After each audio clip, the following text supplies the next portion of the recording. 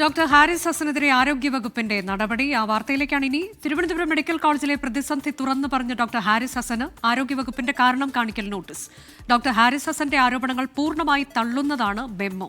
തെറ്റായ വിവരം പ്രചരിപ്പിച്ച് സർക്കാരിനെ അപകീർത്തിപ്പെടുത്തുന്നതിന് ശ്രമിച്ചുവെന്ന് കാരണം കാണിക്കൽ നോട്ടീസിൽ കുറ്റപ്പെടുത്തുന്നു. ഡോക്ടർ ഹാരിസിന്റെ നടപടികൾ സർവീസ് ചട്ടലംഘനമെന്നായിരുന്നു അന്വേഷണ സമിതിയുടെ റിപ്പോർട്ടിലെ കണ്ടെത്തൽ. ഇത് പ്രകാരമാണ് മെഡിക്കൽ വിദ്യാഭ്യാസ വകുപ്പ് ഡയറക്ടർ കാരണം കാണിക്കൽ നോട്ടീസ് നൽകിയത്. 7 ദിവസത്തിനകം മറുപടി നൽകണം. സർക്കാർ സർവീസ് ചട്ടത്തിൽ ഉൾപ്പെടുന്ന വകുപ്പുകൾ ഡോക്ടർ ലംഘിച്ചു എന്ന് കാരണം കാണിക്കൽ നോട്ടീസിൽ പറയുന്നു. ഫേസ്ബുക്കിൽ പോസ്റ്റിട്ടതും പരസ്യ പ്രസ്താവന നടത്തിയതും തെറ്റ്. ഹാരിസ് ചിറക്കൽ ഉന്നയിച്ച എല്ലാ പരാതികളും വസ്തുതയല്ല. പ്രോബില്ലെന്ന് പറഞ്ഞ് ശസ്ത്രക്രിയകൾ മുടക്കി. എന്നാൽ പ്രോബ് ഡിപ്പാർട്ട്മെന്റിലുണ്ടായിരുന്നു. തൊട്ടടുത്ത ദിവസം തന്നെ ഇതേ പ്രോബ് ഉപയോഗിച്ച് ശസ്ത്രക്രിയകൾ നടക്കുകയും ചെയ്തു.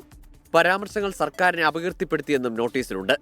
കാരണം കാണിക്കൽ നോട്ടീസിന് ഹാരിസ് ചിറക്കൽ മറുപടി നൽകും. ഡോക്ടർക്കെതിരെ കടുത്ത നടപടിയുണ്ടായാൽ ശക്തമായ പ്രക്ഷോഭത്തിലേക്ക് നീങ്ങുമെന്നും KGMCTA വ്യക്തമാക്കി കഴിഞ്ഞു. 24 തിരുവനന്തപുരം.